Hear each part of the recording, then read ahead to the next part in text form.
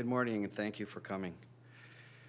On Wednesday, December 3rd, 2014, at approximately 11:45 p.m., the Toronto Police Service responded to a call for service at 200 Wellesley Street East, apartment 216. The Toronto Police were directed by a witness who had reported that he had not heard from his friend since Monday, December the 1st, 2014. Officers from 51 Division entered the apartment dwelling where they located the lifeless body of the now known and identified Wasfi Galban, 47 years, of Toronto. Mr. Galban was observed to have significant trauma to his body, and at this time we will not be releasing the cause of death. It appears that this was a targeted attack and robbery may have been a motive. We have since collected CCTV video from the building and identified two persons of interest. As you can see from the video and the images that we are releasing today, the first male appears to enter the lobby area at approximately 9:50 p.m. on Monday, December 1st, 2014. At this time, he holds the door for a second male. The two males then are observed walking through the lobby where one of the male goes to a set of elevators and the other male appears to be using a set of stairs.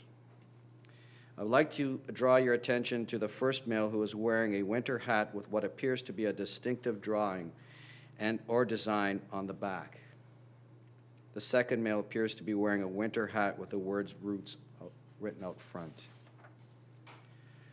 We're also seeking anyone who had any contact with Mr. Galban on Monday, December the 1st, 2014, between 6 p.m. and 11 p.m., and anyone who was also, and we're also interested in speaking to anyone who knew him and had dealings with him prior to this day.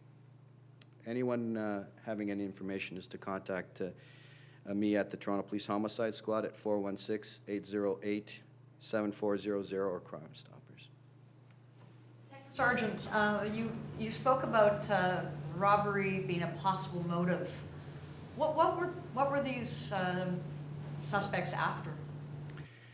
I don't want to discuss what the evidence revealed inside the dwelling. However, we're satisfied at this point that robbery was certainly a motive for this attack. Was he involved? Was the victim involved in any illegal activity? No, the victim is a Toronto resident. He appeared to operate a tattoo and piercing shop on Yonge Street.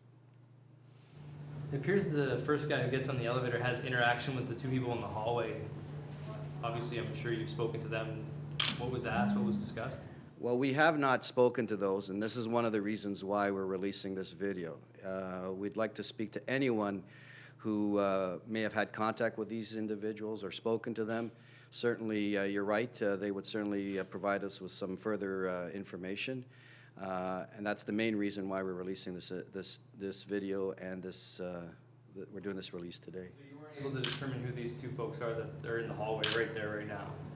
At this point, we'd like to speak to anyone who's had any contact with these individuals. You're calling them people of interest, persons of interest, not suspects. That's correct. Why is that? Can you get into that? Or are you not sure if they're suspects? That's right. We're still going through some more surveillance video. We'd like to speak to some more witnesses. Again, reaching out to as many people as possible. This is a very large building. I'm sure you know 200 Wellesley Street. We've made every effort to speak to the occupants of this apartment building. However, sometimes reaching out to the media is probably one of our best tools to reach out to someone who may have been just visiting on that day, or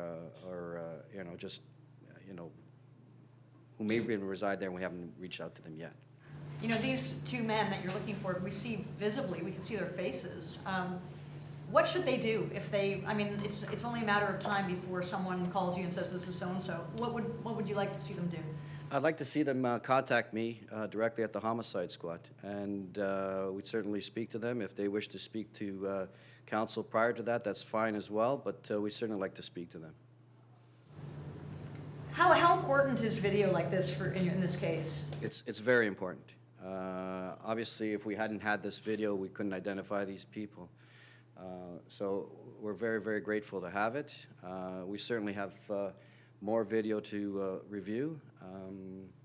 However, it is certainly beneficial for our case.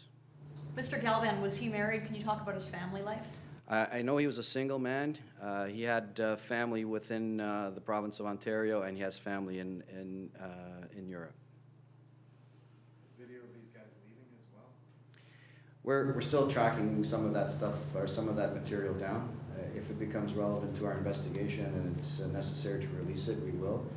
But at this point, this is all we're going to release it for the time being. Can you say though, how long after this video that they saw leaving? I won't discuss too much more about our investigation, other than to say that this information, releasing this information right now is beneficial for our case. Detective Sergeant, you said it was 11:45 December 3rd when he was found in the apartment. When was this video taken? This was on December 1st, sometime around 10 o'clock. At night. 10 p.m., yes. And when was he last at work, our victim? We believe it was sometime around 6 p.m. on the 1st of December. So it's crucial for us to find out or speak to anyone who had any contact with him between 6 and 11 p.m. on the 1st of December. Do you actually see video of him going home after that evening? I don't want to get into what else we saw in the video. Right now, our main purpose here today is to release these images in an expectation that someone will contact us and identify these individuals for us. Okay? Thank you, folks. Thank you very much. That concludes today's conference. I'm not sure if I said it correctly earlier, but the rank is Detective Sergeant Mike Carbone. Thank you.